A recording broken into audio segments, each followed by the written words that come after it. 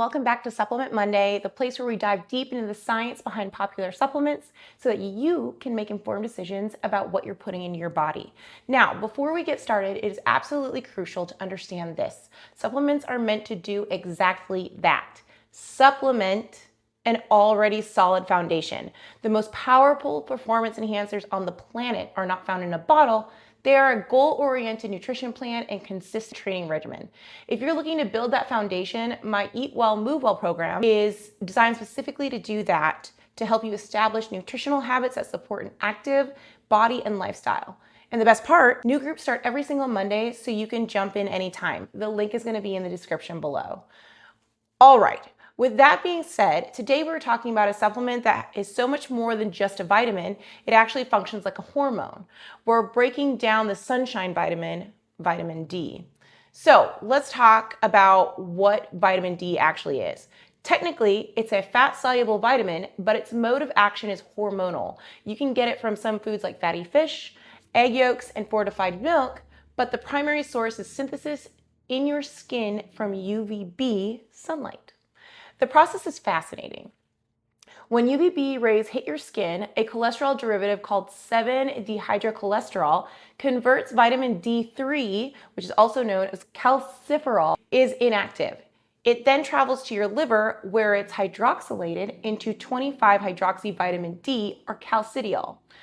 This is a major circulating form in what your doctor measures in a blood test to determine your status. But here's the key. It's still not fully active at this point.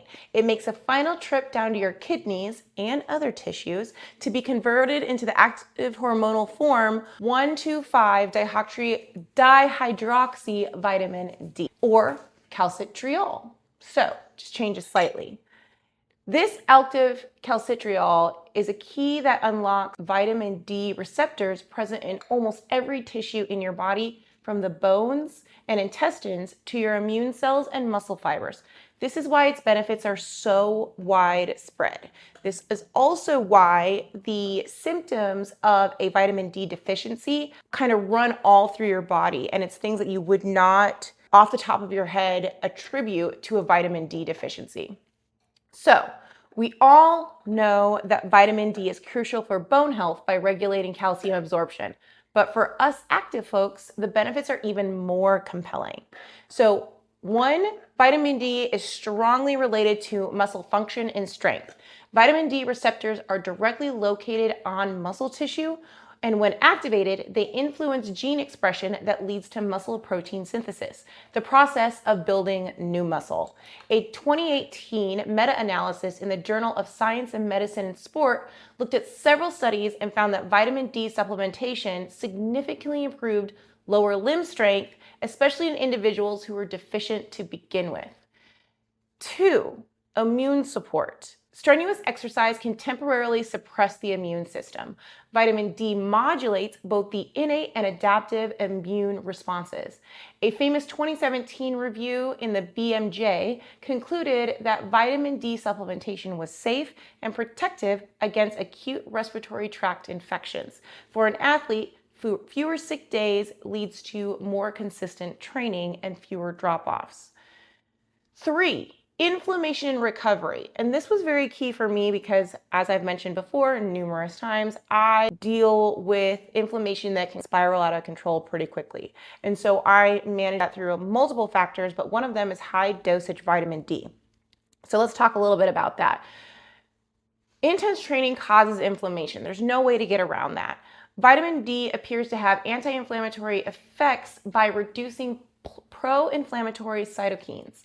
In a 2020 study in the International Journal of Environmental Research and Public Health, monitored athletes and found that those with sufficient vitamin D levels had lower markers of muscle damage and inflammation post-exercise, suggesting a potential role in enhancing recovery.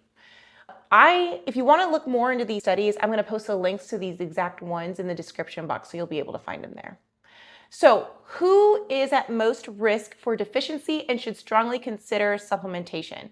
People with limited sun exposure, office workers, those in northern climates, those in climates where you have excessive darkness during winter or summer in different hemispheres, individuals with darker skin, because melanin produces more sunblock per se, so it reduces the amount of UVB your body can absorb.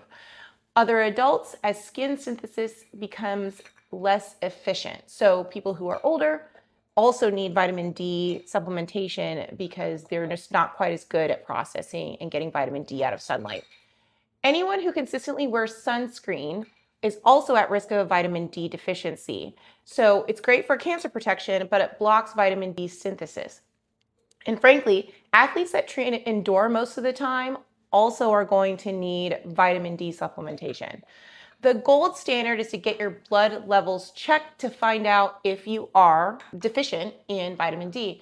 You want your 25 hydroxy vitamin D level to be above 30 nanograms per milliliter, with many sports medicine experts advocating for levels more like 40 to 60 for optimal performance, and even higher for athletes that train intensely and at a high volume.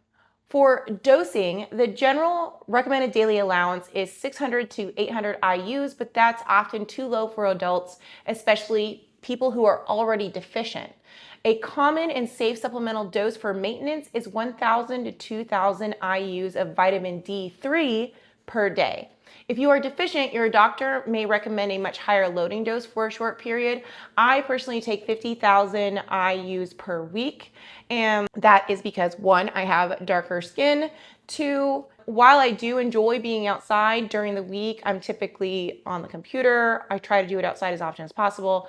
Most of my training takes place inside, but it's just not enough for what I need. And also, I do have a strong inflammatory response to a number of different factors, and vitamin D helps manage and modulate that. So I take a little bit of a higher dose, but 1,000 to 2,000 IUs per day is manageable and good for your average person. So when and how should you take vitamin D? Because it's fat soluble, when and what you take with it really does matter. Always take your vitamin D with a supplement, or your vitamin D supplement with a meal that contains fat. This could be breakfast, lunch, or dinner. Just make sure it's your largest meal of the day, and some healthy fats like avocado, nuts, olive oil, or animal fats are taken along with it. One study in the Journal of Academy of Nutrition and Dietetics found that taking vitamin D with a large meal increased absorption by 32% compared to a fat-free meal. As for time of day, there's some emerging evidence that taking it at night might interfere with melatonin production for some people. So morning or afternoon with a meal is likely your best bet. So find how that would work best for you. You want to get the most out of your supplements, so you want to pay attention to these things. So let's do a quick recap on vitamin D and what we've discussed today. 1, what is it? It is a hormone-like vitamin crucial for overall health. The benefits for athletes include supporting muscle strength, immune function, and recovery. Who needs it? People with low sun exposure, darker skin, or indoor athletes. Dosage, 1,000 to 2,000 IUs per day is a good maintenance dose, but go ahead and get tested to see if maybe you need more. How to take it? Take it with your largest meal of the day that contains fat for optimal absorption. Remember, vitamin D is a powerful tool, but it's just one piece of the puzzle. It supports the work that you do with your nutrition and training. And if you're ready to master nutrition and the nutrition and training part, to build that foundation to make supplements like vitamin D actually effective, my Eat Well, Move Well program is waiting for you. It's available to you at all times. We focus on sustainable habits, not quick fixes, to fuel your active life. Remember, new groups start every Monday, so you can start whenever you're ready. And what you'll do is you'll just click the link in this description to learn more and join the next group that's starting. That is all, though, for this Supplement Monday. If you found this deep dive helpful, smash that button, subscribe, and hit the bell so you don't miss next week's episode. Let me know in the comments if you have had your vitamin D levels checked. What was that like? What made you go in the first place? Do you supplement with vitamin D? And if so, how has it helped you? And how much vitamin D do you take? And is there a certain brand that you like? The vitamin D that I recommend, I'm going to put in the link below, in the description box below, and you'll be able to go ahead and check it out. It'll take you directly to the supplement that I recommend. But beyond that, I am all set. I'm all done. So if you guys have more questions, go ahead and comment with them. Or if you have something that you want to learn about next, I'll move it up in my order of the supplement videos that I'm doing and that are scheduled. And that way I can get it out to you as soon as possible because I'm doing all of this for you. All right, but if that's it, I'm going to head out and I'll see you next Monday for Supplement Monday and the next supplement on my list. Bye, guys.